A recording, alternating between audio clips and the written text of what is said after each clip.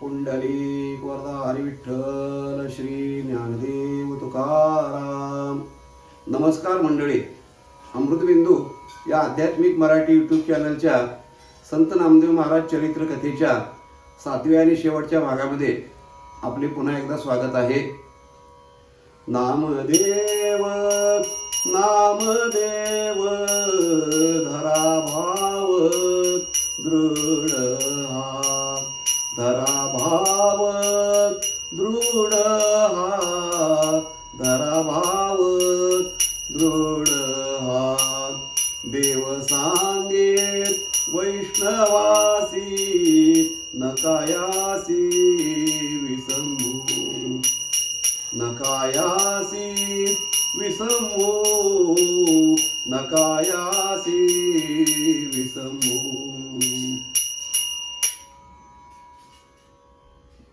भक्तरत्नं संतवर्यं भक्तिमार्ग प्रदीपकं विठ्ठलांघ्रिपदं वन्दे नामदेवः पुनः पुनः. नामदेव धनाबाई, नामदेव धनाबाई, नामदेव धनाबाई, नामदेव धनाबाई, नामदेव धनाबाई, नामदेव धनाबाई, नामदेव धनाबाई, नामदेव धनाबाई, नामदेव धनाबाई, नामदेव धनाबाई. पुंडलिक वरदा हरी विठ्ठल श्री ज्ञानदेव तुकाराम. मंडळी, संत श्रेष्ठ नामदेवरायांची चरित्र कथा आपण गेली 6 दिवस ऐकत होतो. आज या कथेचा अंतिम दिवस आहे, शेवटचा दिवस आहे. आज काही चरित्रातले नामदेवरायांचे थोडे 1-2 प्रसंग बघू आपण. परिसा भागवतांचं काल आपण चरित्र थोडंसं पाहिलेलं आहे. अजून एक जीवनात प्रसंग नामदेवरायांच्या परिसा भागवतांशी संबंधित असणारा आहे. एकदा असं झालं की परिसा भागवत ही रामायण कथा करत असताना लंकेचं पूर्ण वर्णन करत होते आणि त्यामध्ये बिभीषणाचा जो महाल आहे त्या महालाचं वर्णन करत असताना काहीतरी चूक झाली. नामदेव महाराज म्हटले, ओ भागवत महाराज, ते असं नाही आहे, असं आहे म्हटले. काहीतरी त्या महालाचा दरवाजा या दिशेला आहे का त्या दिशेला आहे वगैरे काहीतरी सांगताना चुकीचं झालं. नामदेव महाराज म्हणले, अहो भागवत महाराज, असं नाही, ते इकडच्या बाजूला दरवाजा आहे बिभीषणाच्या महालाचा. भागवत महाराज म्हणले, मी रामायण सांगतो तुम्ही काय मला सांगताय? अहो म्हटले, मी चुकीचं सांगत नाही, मी सांगतोय ते बरोबर आहे, या बाजूला दरवाजा आहे. त्यांना तो अपमान वाटला, कारण कथेमध्ये इतर दुसऱ्या कोणी बोलायचं नसतं, हा नियम आहे. त्यामुळं कथाकार सांगेल ते निमूटपणानं ऐकायचं. परंतु चुकीचं सांगत असल्यामुळे नामदेव महाराज म्हटले, ते चुकीचं आहे तुमचं सांगणं. ते भागवतांना अपमान वाटला, परिसा भागवतांना. आणि कथा संपल्यानंतर ते रुक्मिणी आईसाहेबांच्याकडे गेले, त्यांची विनवणी केली, प्रार्थना केली. त्या प्रगट झाल्या. म्हणले, काय आता आणि काय तुझं? काय नाही म्हटले, मी कथा सांगत होतो, रामकथा, आणि विभीषणाचं वर्णन करत असताना म्हणजे नामदेवानं मला त्या ठिकाणी अडवलं. म्हणले, मी चुकीचं सांगतोय असं म्हणत होते म्हणले नामदेव. बरं, मग काय म्हणणं आहे? काय नाही म्हणले, मला लंका तेवढी दाखवा, मला लंकेत घेऊन चला तुमच्या सामर्थ्यानं. आता आईसाहेब असत्यात, भक्ताची इच्छा पूर्ण करायची, ठीक आहे म्हटले. रुक्मिणी आईसाहेबांनी असा हात पुढं केला, त्या हातावर बस म्हणले. हातावरती आईसाहेबांचे बसल्यानंतर डोळे बंद कर म्हणले. डोळे बंद केल्या केल्या लंकेमध्ये उघडले डोळे तर लंकेत हजर होते. लंकेत हजर होते. आश्चर्य वाटलं, प्रत्यक्ष लंका बघितली, आश्चर्य वाटलं. आणि बिभीषणाचा महाल शोधत गेले. आणि गेले तर तिथं महालाच्या बाहेर जाईस्तोवर त्यांना टाळ, मृदंग, पकवाज हे सगळं विना टाळ भजनाचा गजर ऐकायला येऊ लागला. म्हणली, तर लंकेत कोण भजन करतंय? म्हणजे भजनी मंडळ इथं कुठलं आलं? असं आश्चर्यचकित होऊन गेले.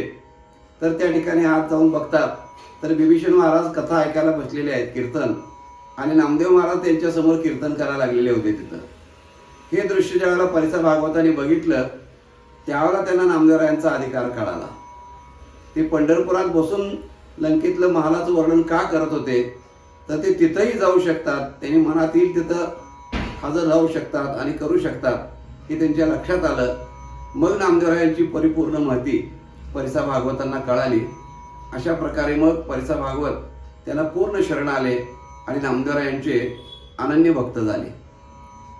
एकदा प्रसंग असा घडला, वाळवंटामध्ये कुणाचं तरी कीर्तन ऐकत होते नामदेव महाराज, आणि ते ऐकत असताना कीर्तनामध्ये विषय असा आला की वाल्मिकींनी शतकोटी रामायण लिहिलेलं आहे.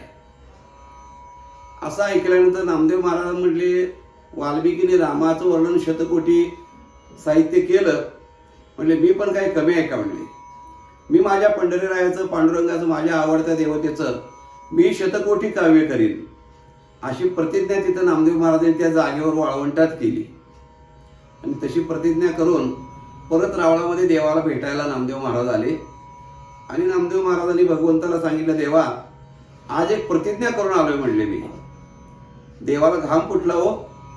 म्हणले हे काय? म्हणले सर्किट आहे. म्हणले काय कवा करल आणि काय नाही, हे डोक्यातनं काय निघल आणि आपल्याला काय निस्तरावं लागेल हे सांगता येत नाही. म्हणले आता आणि बाबा काय प्रतिज्ञा करून आलास? म्हणले देवा फार काय अवघड नाही. म्हणले तुम्हाला काय त्रासाचं नाही ते, अरे पण काय प्रतिज्ञा केली? म्हणले वाल्मिकीने शतकोटी रामायण लिहिलंय हे मी ऐकलं. बरं मग मी सुद्धा तुमचे 100 कोटी अभंग वर्णन करेन असं प्रतिज्ञा केलेली आहे. म्हणले नामदेव महाराज असं म्हटले, देव ऐकलं आणि देवाने कपाळाला हात लावला. अरे नाम्या काय बोलून बसलास? काय प्रतिज्ञा केला? तुला जरा तरी काही विचार करता येतो का नाही रे? काय झालं देवा? चुकीचं काय? तुमचं वर्णन करणार मी म्हटलंय. अरे बरोबर आहे, माझं वर्णन कर तू, पण शतकोटी ही शक्यता आहे का? म्हणले का? म्हणले देवा काय झालं? अरे म्हणले त्यावेळेला त्रेतायुग होतं, त्यावेळेला माणसाची आयुर्मर्यादा किती होती, किती वेळाचं किती वर्ष आयुष्य होतं माणसाला.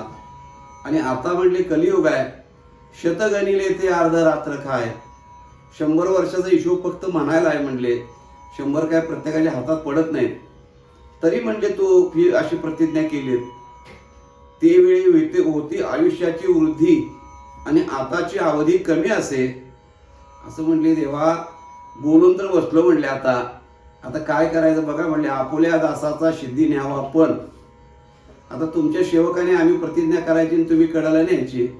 नामदेव महाराज देवाला बऱ्याच ठिकाणी बऱ्याच वेळा असं म्हणतात, नामा म्हणे केशव राजा केला पण चालवी माझा, केला पण चालवी माझा, केला पण चालवी माझा.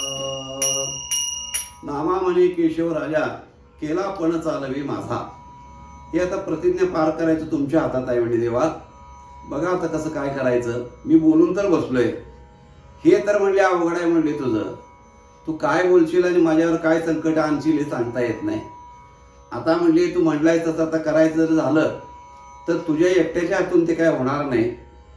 आता तुझ्या घरातल्या सगळ्या कुटुंबियांना त्या कामाला लावलं पाहिजे. म्हणले अगदी तुझी बायको, तुझी मुलं, तुझ्या सुना, तुझे आई वडील, तुझी बहीण एवढंच नव्हे तर तुमच्या घरामध्ये काम करते ती जणी, तिला सुद्धा कामाला लावलं पाहिजे. म्हणजे एवढ्या जणांनी ती केलं तरी पण तितकं होणार नाही. म्हणले तेवढं आयुष्यच नाही म्हणले कलियुगामध्ये. आणि एवढं करून भागणार नाही. तुमचं सगळ्यांचं काव्य लिहून ठेवण्याकरता, लिहिण्याकरता दुसऱ्या लोकांची नियुक्ती करावी लागेल. म्हणले आणि मग भगवंतानी कोणाकोणाचे अभंग कुणी कुणी लिहायचं हे त्या ठिकाणी नेमून दिलेलं आहे. स्वतः नामदेवरायांचे अभंग पांडुरंग परमात्मा लिहून काढत होते. आणि अशा तऱ्हेनं ते काम नामदेवरायांचं सगळे कुटुंबीय मिळून अभंग रचनेचं काम नामदेवरायांच्या कुटुंबियांनी केलं. त्यातले आज अगदी बोटावरती मोजण्या इतके अगदी अल्पसंख्येमध्ये अभंग उपलब्ध आहेत आपल्याला. बाकीच्या अभंगांचं काळाच्या ओघामध्ये काय झालं हे कोणाला सांगता आलं नाही. पण विपुल साहित्य, विपुल काव्य नामदेव महाराजांनी त्यांच्या कुटुंबियांनी त्या काळामध्ये केलेलं आहे. 100 कोटी काही पूर्ण झालं नाही असं सांगतात. 95 कोटी 99 लाख इतकं साहित्य ते पूर्ण झालं. आणि 4 कोटी 1 लक्ष असं काहीतरी शिल्लक राहिलेलं होतं असं सांगितलं जातं. ते तुकोबारायाने पुढे अवताराला येऊन पूर्ण केलं. तेव्हा हा एक प्रसंग नामदेवरायांच्या जीवनातला अतिशय महत्त्वाचा आहे. अजून एकदा प्रसंग असा घडला. नामदेवरायांचा किंवा आपल्या सगळ्या वैष्णवांचा एक सगळ्यात महत्त्वाचा नियम आहे एकादशी व्रत. एकादशी व्रताला वैष्णव संप्रदायामध्ये, भागवत संप्रदायामध्ये अनन्यसाधारण महत्त्व आहे. बाकी सगळं करत असेल आणि तू जर वैष्णव एकादशी व्रत करत नसेल तर बाकीचं सगळं व्यर्थ आहे. म्हणून एकादशी व्रताचा महिमा नामदेवरायांच्या जीवनात फार महत्त्वाचा होता. 3 दिवसाचं एकादशी व्रत नामदेव महाराज करत होते. दशमी एकभुक्त, एकादशी निराहार आणि द्वादशी एकभुक्त अशा प्रकारे 3 दिवसाचं व्रत कायमचं होतं त्यांचं. आणि एकदा प्रसंग असा घडला की देवाने परीक्षा बघायचं ठरवलं की काय, आणि एकादशीची दुपार होऊन गेली, संध्याकाळची वेळ होत आलेली होती जवळजवळ.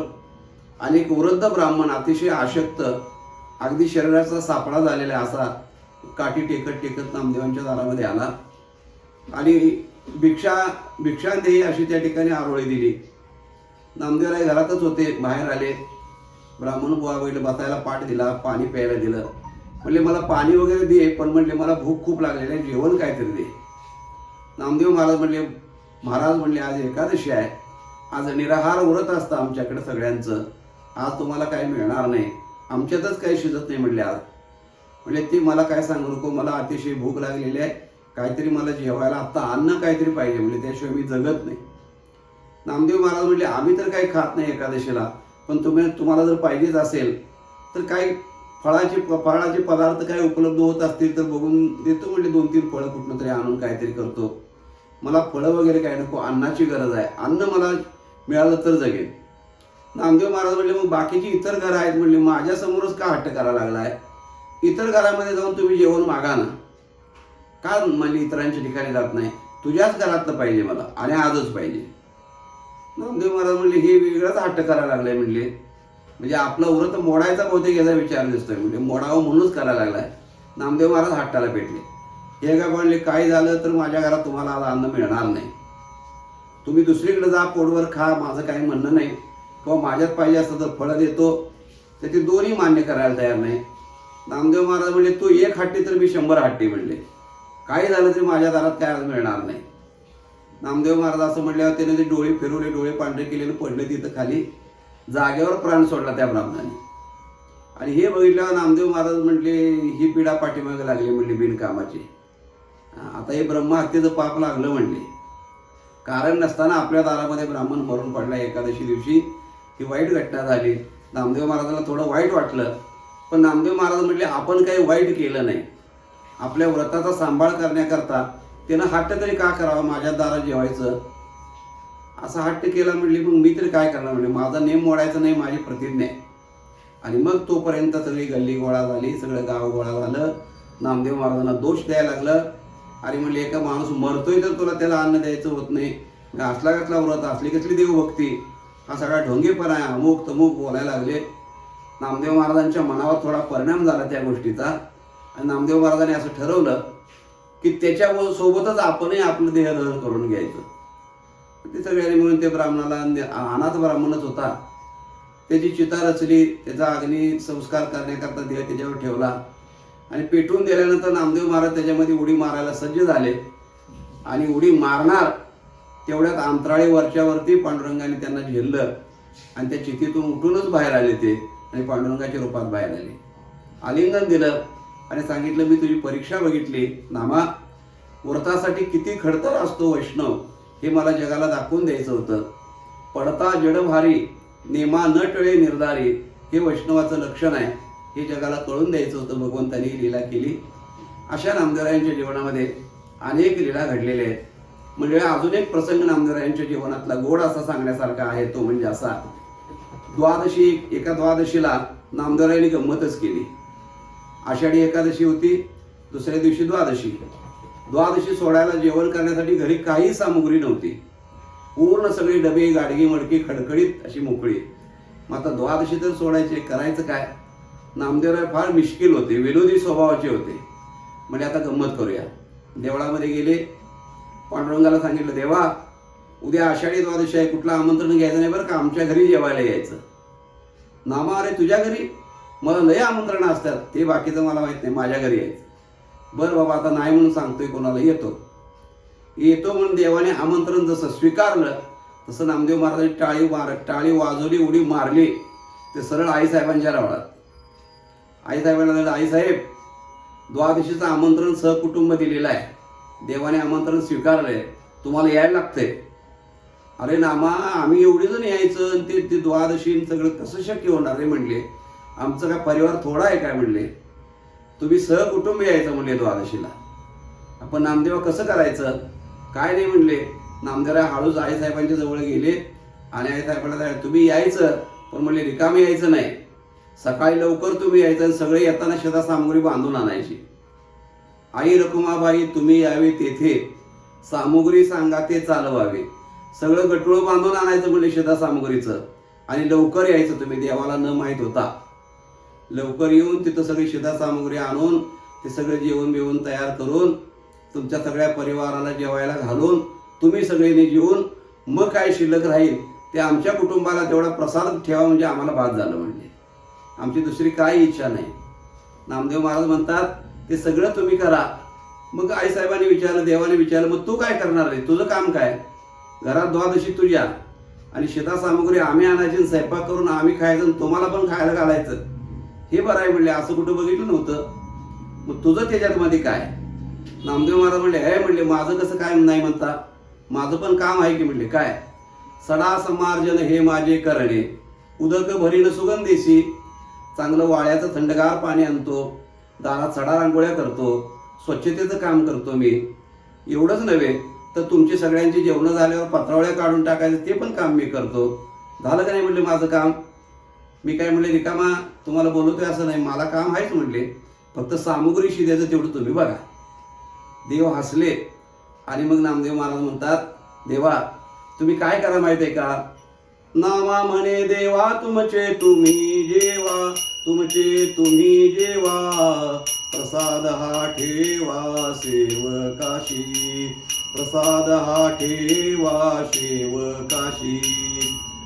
म्हणजे तुमचंच तुम्ही जेवा आणि तुमचे जेवण करून राहिलेला जो प्रसाद आहे तो आमच्याकरता ठेवा, बस म्हणजे दुसरं काय.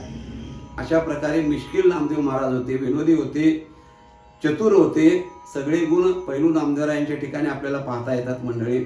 किती किती नामदेवरायांचे चरित्र सांगावं, आपल्याला फार मर्यादा आहे वेळेची, आपण फार काय सांगू शकत नाही. याहीपेक्षा एक महत्त्वाचा भाग आहे, आपल्याला जे नामदेवराय आपण आतापर्यंत पाहिले ते पंढरपुरातले नामदेव महाराज फक्त पाहिलेले आहेत. 10, 15, 20% नामदेव महाराज आपण पाहिले. अजून त्यांचं चरित्र खूप मोठं आहे. ज्ञानेश्वर माऊलींच्या समाधीनंतर 30 वर्ष जो उत्तर हिंदुस्थानामध्ये कालावधी नामदेवरायांनी घालवला, त्यामध्ये पंजाबातला जास्त कालावधी आहे. इतर उत्तर हिंदुस्थानामध्ये फिरलेले आहेत. तिकडं अनेक चमत्कार घडले, अनेक प्रसंग घडले, अनेक साधू महात्मे नामदेवरायांचे मित्र झाले.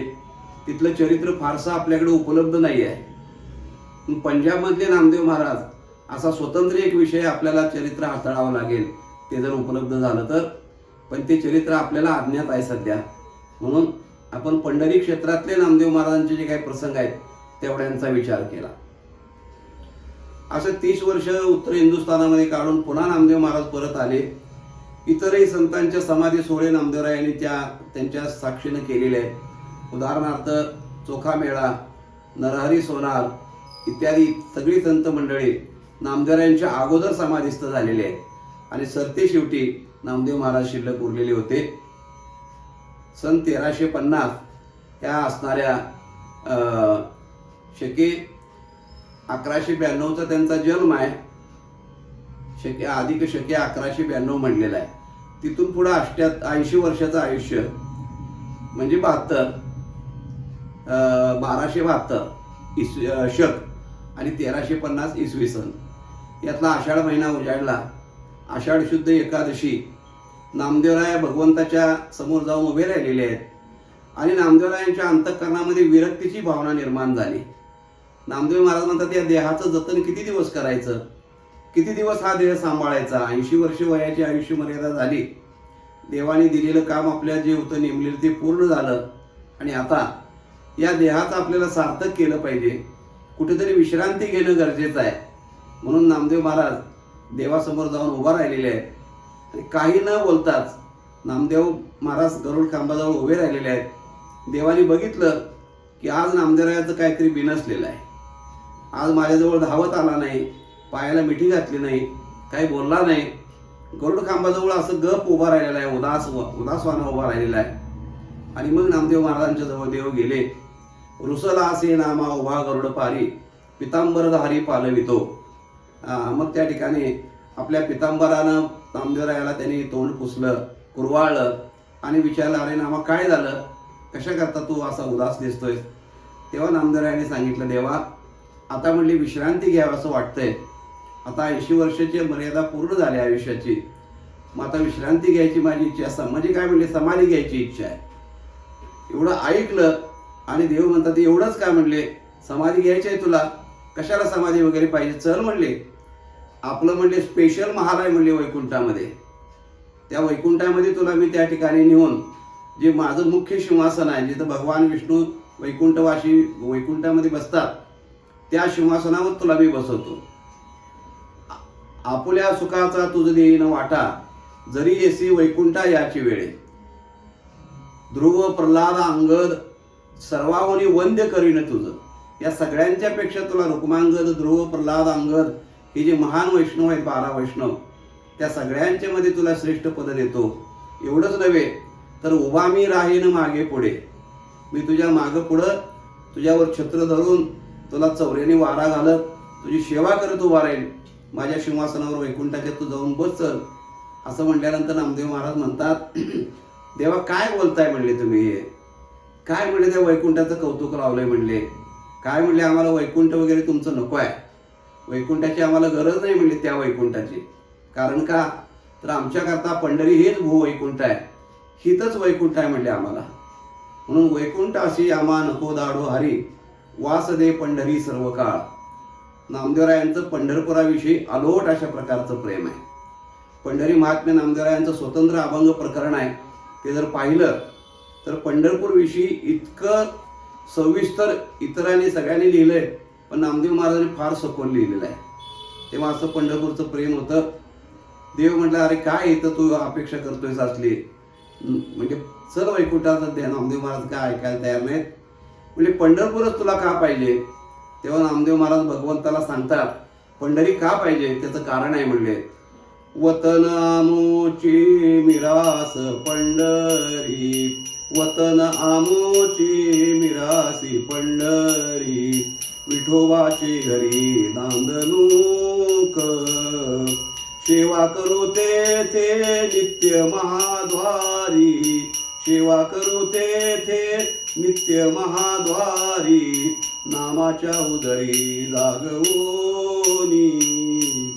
नामदेव महाराज म्हणतात की पंढरपूर हे आमच्या वाडवडिलांचं वतन आहे. आमच्या वाडवडिलांनी इथं तुझी सेवा केलेली आहे, ते आमच्या वतनाचं हक्काचं ठिकाण आहे, ते सोडून आम्ही कुठं जाणार नाही. आणि म्हणजे तुझ्या महाद्वाराची पायरी ही श्रेष्ठ असणारी ठिकाण आहे, ही अतिशय महत्त्वाची जागा आहे. आणि म्हणून मला नामा म्हणे मज येथेची ओ ठेवी, वास सदा देई चरणाजवळी, अशा प्रकारची प्रार्थना केलेली आहे. महाद्वाराची श्रेष्ठ ही पायरी म्हटलेलं आहे. अशा प्रकारे त्या महाद्वाराच्या पायरीची जागा नामदेवरायाने आपल्याकरता निश्चित केलेली आहे. भगवंताला तशी विनंती केली. आता ऐकतच नाही म्हटलं तर देवाने ती विनंती मान्य केली.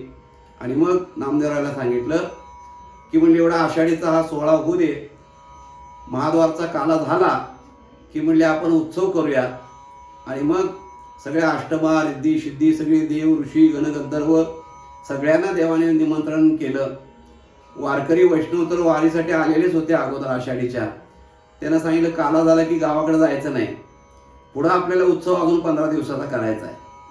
सगळे वैष्णव थांबलेले आहेत. पुन्हा महाद्वारचा काला झाला. तिथून पुढे नामदेव महाराजांच्यासाठी देवाने महाद्वारामध्ये उत्सव सुरू केला. 15 दिवसाचा भव्य मोठा उत्सव त्या ठिकाणी पंढरीमध्ये झाला. त्यातले मुख्य दिवस अष्टमी, नवमी, दशमीपासून देवाने मुख्य समारंभाला सुरुवात केली. दशमीचं नित्यनेम झाला, जागरण, हरिकथा, कीर्तन. एकादशीला काकडा आरती, दिंडी, नगर प्रदक्षिणा, दुपारचं प्रवचन, हरिपाठ, कीर्तन इत्यादी सगळे विधी झाले. द्वादशीच्या सकाळी पारण्याचं जागराचं कीर्तन झालं. नामदेव महाराजांच्या सहित सर्व मंडळी संत मंडळींना घेऊन देवाने मोठ्या आनंदानं द्वादशीचं पारणं त्या ठिकाणी केलेलं आहे. नामदेवरायाला शेजारी बसून देवानी आईसाहेबांनी स्वतः त्यांना घास भरवलेला आहे. अशा प्रकारे द्वादशीचं पारणं केलं. द्वादशी खिरापती झाली आणि त्रयोदशीचा मुख्य दिवस त्या ठिकाणी उजाडला. समाधीची सगळी सिद्धता केलेली होती आणि नामदेव महाराज समाधीस्थ होतात हे ऐकल्यानंतर घरातले सर्वजण, त्यांचे कुटुंबीय सर्वच जण समाधी घ्यायला तयार झाले.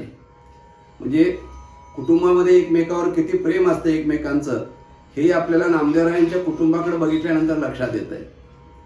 नाहीतर आपल्यामध्ये काय होत आहे, एखादा मनुष्य गेल्यानंतर त्याचं 2 मिनिटं दुःख करतात, पुन्हा आपापल्या मार्गाला सगळे लागतात. पण इथं नामदेव महाराज जाणार हे ऐकल्यानंतर कोणीही थांबायला तयार नाही. म्हणजे आम्ही समाधी घेणार, आम्ही समाधी घेणार. देवांनी सगळ्यांचा हट्ट पूर्ण करायचं ठरवलं. सगळ्यांच्या समाधीची सिद्धता केलेली आहे. फक्त त्यांची एक थोरली सूनबाई त्या तेवढ्या तिथं गावामध्ये नव्हत्या. वर्णन असं केले ते प्रसूतीसाठी माहेरला गेलेल्या होत्या. आणि मग सगळ्या संत मंडळींच्या सहित जनाबाईंची सुद्धा तयारी केली, कारण त्यांनी सांगितलं आम्ही समाधी घेते. माझे सद्गुरू जर या ठिकाणी थांबत नसतील तर मी आता थांबत नाही. आणि त्यांचं वयही तसं झालेलं होतं. आणि सगळ्यांच्या समाधीचा सोहळा भगवंताने तो त्रयोदशीला केलेला आहे. नामदेवरायांचा मुख्य समाधी सोहळा, त्याच्यासोबत इतर सगळ्यांचा. आणि मग विधियुक्त असणारं मंगल स्नान करण्याकरता नामदेवरायांना चौरंगावरती बसवलेलं आहे.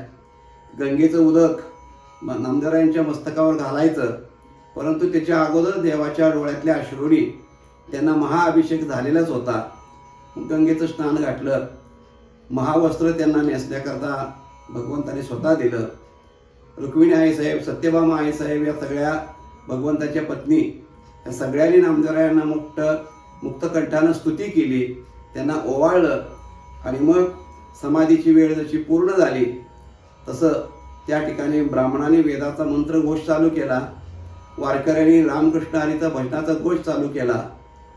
वैष्णवांचे थाट पताकाचे भार करती जय जयकार नाम घोष. विमानाची दाटी नाम घोष सृष्टी न समाय. पुष्पांचा वर्षाव विमानाची दाटी नाम घोष सृष्टी न समाये. अशा पद्धतीनं हा सगळा स्तुती गौरव नामदेवांचं सगळे करायला लागले. इंद्र चंद्र प्रजापती या सगळ्यापेक्षा धन्य धन्य म्हणती नामयाशी, कारण देव वेळा इथं केला शेवारुणे अनन्य अनन्य भक्ती याची. अशा प्रकारे सर्वांनी कौतुक केलं. भगवंतांनी तोंड भरून नामदेवरायांचं गुणगान केलेलं आहे. त्यावेळेला 80 वर्षापर्यंत माझ्या भजनाचं प्रेम काय असतं ते जगाला दाखवलं येणं, जगामध्ये माझा नावाचा प्रचार केला, हा अनन्य माझा भक्त आहे. नामदेवरायांनी कौतुक केलं. हा सगळा समारंभ झाला. आणि मग समाधीची वेळ झाल्यानंतर नामदेव महाराज सगळ्यांना हात जोडून म्हणायला लागले की आता हा सगळा समारंभ आपण या ठिकाणी थांबूया. नामदेव महाराजांनी सर्वांना विनंती केली, अहो पांडुरंगा रखुमाईच्या कांता, निरोप द्यावाता येतो आम्ही, राई रखुमाई सत्यभामा माता, निरोप द्यावा आता येतो आम्ही, नमस्कार माझा गरुड हनुमंता, निरोप द्यावा आता येतो आम्ही, नामा म्हणे पायी ठेवूनिया माता, निरोप द्यावा आता येतो आम्ही. सगळ्यांना नमस्कार केला, सगळ्यांचा निरोप घेतला आणि नामदेव महाराज समाधी स्थानामध्ये बसण्याकरता स्वतः निघालेले आहेत. परिसा भागवत त्यांच्या हात धरून त्यांच्या सोबत आहेत. भगवान पंढरीराय आहेत. मुख्य आसनावरती नामदेव महाराज समाधीचे बसलेले आहेत. आजूबाजूला जी 14 इतरांच्यासाठी आसनं तयार केलेली होती, 13 आसनं, त्या प्रत्येक आसनावरती प्रत्येकजण बसलेला आहे. शेवटची पूजा सर्वांची परिसा भागवताने केलेली आहे. धन्य दिवस सुखाचा, वेद घोष विप्रांचा, वैष्णवी नामांचा घोष केला. अशा तऱ्हेनं ना परिसा भागवत म्हणतात. तेथे पूजा पुरस्कार परिसायाने केली आणि हृदयी आठविली चरण कमळे. नामदेवरायांचं चरणाचं चिंतन केलं, पूजा वगैरे केली आणि विधियुक्त पद्धतीनं तो समाधीचा जो काय असणारा भाग आहे तो बंद करण्यात आला. अशा तऱ्हेनं आषाढ वद्य त्रयोदशी शके 1272 इसवी सन 1350 या दिवशी महान भगवत भक्त, महाराष्ट्राचा रत्न असणारे संत श्रेष्ठ नामदेव महाराज, सगळ्या वैष्णवांच्या गळ्यातले कंठमणी असणारे वैष्णव नामदेव महाराज हे समाधीस्थ झाले. अशा अर्थानं मंडळी, हे नामदेवरायांचं असणारं चरित्र 7 दिवसामध्ये यथावकाश यथामती जेवढं चिंतन करता आलं तेवढा करण्याचा आपण प्रयत्न केलेला आहे. झालेली ही चरित्रकथा नामदेवरायांच्या, संत जनाबाई महाराज आणि सर्व वैष्णवांच्या चरणी समर्पित करून या ठिकाणी कथेला अल्पशी विश्रांती देतो. आपण संत नामदेव महाराजांची आरती म्हणूया आणि या ठिकाणी या कथा भाग आपण या ठिकाणी पूर्ण करू. जन्मता पांडुरंगे जिवेवरी लिहिले, शतकोटी अभंग कवित्व हे रचिले. जय जय भक्तराया जीवलग नामया, आरती वाळिता चित्त पालटे काया. घ्यावया भक्ती सुख पांडुरंग अवतार, करोनिया तीर्थविसे केला जगाचा उद्धार. जय जय भक्तराया जीवलग नामया, आरती वाळिता चित्त पालटे काया.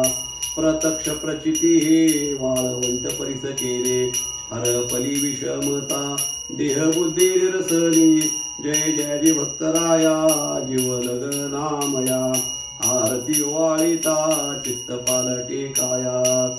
समाधी महाद्वारी श्री विठ्ठल चरणी, आरती वाळितो परिसा कर जोडोनी. जय जय भक्तराया जीवलग नामया, आरती वाळिता चित्त पालटे काया. पुंडलिक वरदारी विठ्ठल श्री ज्ञानदेव तुकाराम. मंडळी, भेटूया पुन्हा पुढच्या भागामध्ये. तोपर्यंत नमस्कार. रामकृष्ण हरी.